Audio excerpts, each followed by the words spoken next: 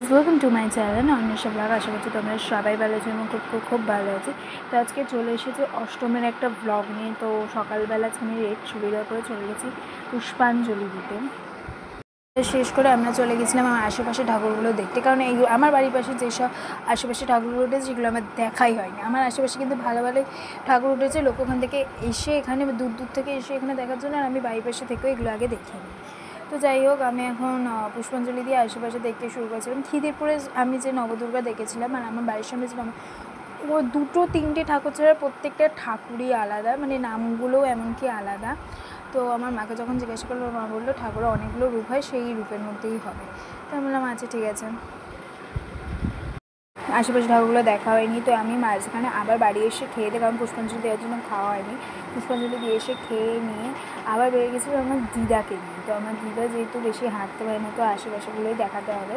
তো আমার আশেপাশে ছিল বেহালার নতুনবেলা, একদম আমার বাড়ির কাছে।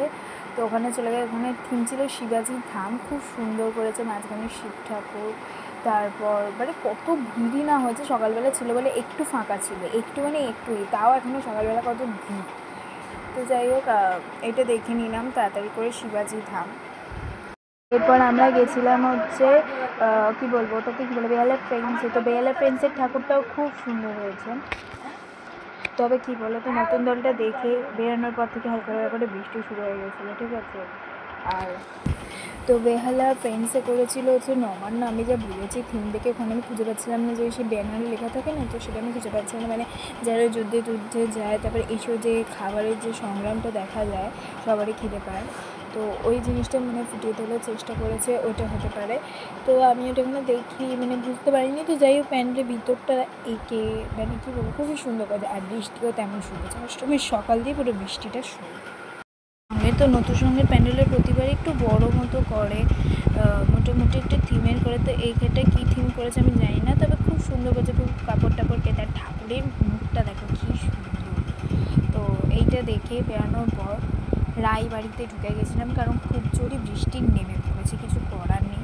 তো আমরা সঙ্গে সঙ্গে রায়বাড়িতে সবাই মিলে ঢুকে গেছি। আমি দিদা বোন গেছিলাম নিয়ে, দিদাকে নিয়ে। তো ভেবেছিলাম দিদাকে নিয়ে যাচ্ছে অনেক কিছু খাবো, তো বৃষ্টির জন্য কিছুই খেতে পাইনি। আবার রাস্তায় 1 ঘন্টা মতো দাঁড়িয়েছিলাম, বৃষ্টি কমছে, কারণ রায়বাড়ি থেকে বেরিয়ে হালকা হালকা বৃষ্টি পড়ছিল। আমি ভাবলাম তো বাড়ি চলে যেতে পারবো, যেহেতু বাড়ির কাছেই। ও মা, তারপর দেখি না, আমি যতই কোথায় থাকলাম বৃষ্টি তত জোরে ওঠে থাকলো। তো কিছু করার ছিল না। তো তারপরে রাস্তায় দাঁড়িয়ে আবার বাড়ি চলে এলাম। যাবো, কিন্তু অনেকটা দূর যাবো বলে আজকে তো বোনকে নিয়ে যাওয়া যাবে না। তো বোনকে আশেপাশে একটা ঠাকুর থেকে এটা ক্যাডবেরি আমুল কুল কিনে দিতে পেরেছিলাম। আর ওই দিকে ঠাকুরগুলো একটু দেখিয়ে নিলাম। তো ফার্স্টে গেছিলাম 11 পল্লীতে, কত বড় একটা কাঁচি করেছিল। তারপর ঠাকুরেরটা দেখো, প্রত্যেকটা ঠাকুরের মুখে আমার খুব সুন্দর লেগেছে। তো এটা দেখে নিই। এরপর আমরা কজন স্পোর্টিং ক্লাব, এটা সিম্পলের মধ্যেই করে, তবে ঠাকুরটা খুব সুন্দর। তো এরপর গেলাম মিত্র সঙ্গে। তো এখানে যেন আগের বছর, এবছর ঝুড়ি দিয়ে যেমন শিব ঠাকুরটা বানিয়েছে, আগের বছরই এরকমই ঝুড়ি কেটে কেটে বানিয়েছিল হচ্ছে নবদুর্গা। মানে এরকম 9টা রূপ ঠাকুরের ওই ঝুড়ি কেটে কেটেই করেছিল।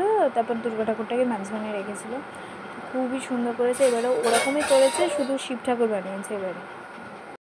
ছিলাম হচ্ছে কদমতলার সবুজ সংঘ ক্লাবে। তো এখানে হচ্ছে জ্যামিতির সব কেটে কেটে করেছিল, আকারে মা থিম ছিল। তো এখানে সেই জ্যামিতিতে আমরা যেসব ব্যবহার করি ওগুলো খুব সুন্দর করে প্যান্ডেল লাগানো হয়েছে। ঠাকুরটাও খুব সুন্দর হয়েছে। তো এইটা দেখে নিয়ে আমরা চলে গেছিলাম হচ্ছে হরিদেবপুরে, ঠিক আছে। হরিদেবপুরে 41 পল্লীটা অসাধারণ করেছে। বড় রোবট করেছিল, প্রথমে ঢুকতে একটা চক্রের মধ্যে কী করেছিল, তারপরে রোবট করেছিল একটা বড়, যেখানে ওই রোবটের ওখানে দুটো মানুষ ঝুলছে। কারণ মানুষ আর কদিন মানে বছর কি 10-15 বছর পর থেকে এরকম রোবটই হয়ে যাবে। এখন যে ফোনের ব্যবহার, একটা বাচ্চাও এখন ফোন ছাড়া খায় না। তো আমার মনে হয় সেটাই ফুটিয়ে তুলে ধরার চেষ্টা করেছে। খুব সুন্দর করেছে প্যান্ডেলে। তোমরা ফোন থেকে কী বুঝছো আমি জানি না, তবে সামনে থেকে অসাধারণ লাগছে প্যান্ডেলটাকে, অসাধারণ। আর 41 পল্লীতে প্রতি বছর সেই ড্রামগুলো, মাদলগুলো হয় না, মাদল বাজানোর একটা হয়, কিন্তু এবারে সেটা আসেনি, কেন আমি জানি না। যে পুতুলগুলো ছিল সেই পুতুলগুলো কিরম নড়ছে, পুরো রোবট, মানে পুরো সত্যি রোবটটা বানিয়েছে। আর বাদ বাকি যে সমস্ত পুতুলগুলো ছিল চারপাশে আমাদের ভিডিওতে পুরোটাই দেখেছি, প্রত্যেকটা পুতুলই ওরম নড়ছিল। তারপর ঠাকুরের পাশেও কিন্তু ওরকম বড় বড় মূর্তি করেছিল মানুষের। তারপর আমরা চলে গেছিলাম নেক্সট প্যান্ডেলে। তো নেক্সট প্যান্ডেলে বলতে গেলে আমার নামটা মনে নেই প্যান্ডেলের নামটা। তো এখানে করেছিল তাঁত বস্ত্রের, যে তাঁতের ব্যবহার কীভাবে উঠে যাচ্ছে বা বেনারসি শাড়ি ঝুলছে। তো খুবই খুবই খুবই সুন্দর করেছে, মানে হরিদেবপুরের প্রত্যেকটা প্যান্ডেলই নাম করা, এটা সবাই জানে হয়তো। সুন্দরবনের যে মেশিনগুলোতে, সেই মেশিনগুলো এখানে 2-3টে করেছিল কি সত্যিকারের মেশিন আমি বুঝতে পারছিলাম না, কারণ আমি এইসব ব্যাপারটা ঠিক জানি না। তো ওই রকম টাইপের একটা 2-3টে মেশিন রাখা ছিল। তারপরে একটা শাড়ি, বেনারসি শাড়িও ভিতর দিয়ে ঝুলছিল। তো খুবই ভালো বলছিলো, আবার তার মধ্যে বৃষ্টিও শুরু হয়েছিল, অবস্থা খুবই খারাপ ছিল। তা আমরা ঠাকুর দেখে গেছি হরিদেবপুরে। প্যান্ডেলটা হচ্ছে মনে হয় হরিদেবপুর নিউ স্পোর্টিং ক্লাব, আমার ঠিক মনে নেই, আমার মনে হচ্ছে ওটাই। তো এখানে হচ্ছে থালা বাটি দিয়ে শিব ঠাকুরের ইয়ে করেছিল, তারপর শিব ঠাকুর বানিয়েছিল। তারপর থালার মধ্যে কিছু কিছু লোকের মুখ আঁকা ছিল। তারপর ঠাকুরটাও খুব সুন্দর ছিল। আমার মা বলে সে ভেঙে গড়া যে জীবনটা হয় ওটার উপর রেখেই থিমটা করেছে, তো খুবই সুন্দর হয়েছে। আমার যতদূর মনে হয় এটা হচ্ছে বিবেকানন্দ স্পোর্টিং ক্লাব। তো এই প্যান্ডেলটায় ফুটিয়ে তুলেছে দুর্গা পুজো, তো বছরে একবার আসে 5-6টা দিনের জন্য, মানে 10টা দিনের জন্যই বাঙালির কাছে, 365 দিন সেটারই অপেক্ষা করে থাকে বাঙালিরা। তো এখানে হচ্ছে থিমটা যে যারা প্রতিদিন নিজের জীবনের সাথে সংগ্রাম করেছে তারাই আসল দুর্গা, মানে হচ্ছে যারা ফুল বিক্রি করে তাদের বিজনেস অনেক সময় আর বিজনেস হয় না, দুঃখে আনন্দেই তাদের জীবন কাটে। তারপর যারা বাড়ি বাড়ি রান্না, ঘর মোছা এইসবের কাজ করে, অনেক অনেক রকমের কাজ হয়, তারাই তো আসল দুর্গা, তারাই তো নিজের সংসারটাকে বাঁচিয়ে রেখেছে। তারপর মেয়েরা যারা হাউস ওয়াইফ, তারা যেই ঘরে রান্না করে যেভাবে ওকে বাঁচিয়ে রেখেছে, তো মেয়েরাই তো আসল দুর্গাটা হলো, তাই না? তো সেই দিকটাই ফুটিয়ে তোলার চেষ্টা করছে, খুব খুব খুব সুন্দর করেছে প্যান্ডেলটা। সেরকম প্রতিমাটাও খুব সুন্দর এনেছিল। তো কথা বলতে আমার সেদিন মানে কাল অষ্টমীর দিন আমার এনার্জি ছিল না, কারণ বন্ধুদের সাথে এত ঘুরেছি। তো মোটামুটি আমাদের প্ল্যান ছিল এখান থেকে হচ্ছে ইয়েতে যাওয়া, মুদিয়ালি যাওয়ার, আমরা গেছিলামও, তার মধ্যে বৃষ্টি। তো সত্যি কথা বলতে পা চলছিল আমার, তাও এই ঠাকুরগুলো দেখেছি। তারপর হচ্ছে এই প্যান্ডেলের থিম ছিল বায়োস্কোপ।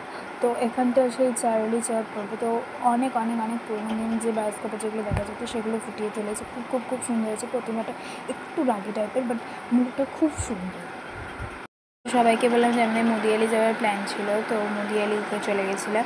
এই প্যান্ডেল যাওয়া তো যে একসময় যে করোনা সে হয়েছিল, এই প্যান্ডেলে হচ্ছে আমি মাস্কটা খুলেছিলাম, ঠিক আছে? আমাকে পুলিশ ধরে রেখে দিয়েছিল, এই যে কলকাতা পুলিশের যে পুজোর সময় যে ভলেন্টিয়ারগুলো নেয় তারা আমাকে ধরে রেখে দিয়েছিলো, বলেছিলো টাকা দেবে। আর আমার মায়ের কাছে যখন আমি বলেছি, আমার মা বলে একে আমি চিনি না, মানে এরকম একটা ব্যাপার হয়েছিল। তারপর দাদাটা খুবই ভালো ছিল বলে আমাকে বললো পিছন দিক দিয়ে চলে যাও, কিছু বলবেন, আমি দেখে নিচ্ছি। তো সত্যি কথা বলতে নাহলে আমায় ওখানেই থেকে যেতে হতো, আমার মাথাও টিকতো না, ওখানেই থেকে যেতে হতো। তো তারপর চলে গেছিলাম মুদিয়ালিতে। এত বৃষ্টি পড়ছে, মুদিয়ালি যে মেন ক্লাবে সবাই ছাতা নিয়ে দাঁড়িয়েছে, লাইন কি লাইন।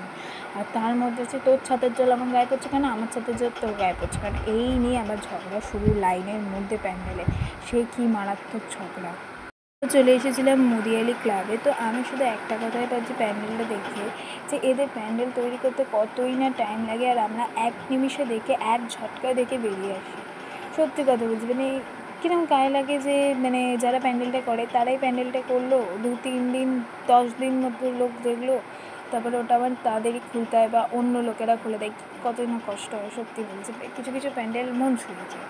তো এরকমই আরেকটা প্যান্ডেল হয়েছে মুদিয়ালি। তো এখানে প্রতি বছর ভিড়ার একটা ছোট্ট স্টেজ মতো বানায় ঠাকুরের উল্টো দিকে, যেখানে ভলেন্টিয়াররা ওঠে প্যাপা প্যাপা করে বেশি বাজিয়ে, তবুও মানুষ এগোয় না, কারণ প্যান্ডেলটা এতই সুন্দর করে, প্রতি বছর রাস্তার ওপরেই করে কিন্তু খুব সুন্দর করে। তো শেষ প্যান্ডেল মুদিয়ালিতে আরও অনেক প্যান্ডেল আছে। সত্যি কথা বলতে এত বৃষ্টি পড়ছিল যে আমরা ঠাকুর দেখতে পাচ্ছিলাম, তো আমাদের অর্ধেক ভিজে গেছিলাম। তো আমাদের নবমীর দিন একটা জায়গায় যাওয়ার প্ল্যান আছে, তো তোমরা আমার চ্যানেলকে ফলো করে থাকো, আমি প্রত্যেকটা আপডেট দিতে থাকবো, নো চিন্তা নো চাপ। তো তারপরে আমরা চলে গেছিলাম হচ্ছে নেক্সট প্যান্ডেলে। বিষধর শিব মন্দির, মুদিয়ালি শিব মন্দির। তো এখানে শিবের ওপরেই করেছিল বিষধর, মনসা মায়ের ছবি, তারপর বাদ বাকি যা হয়।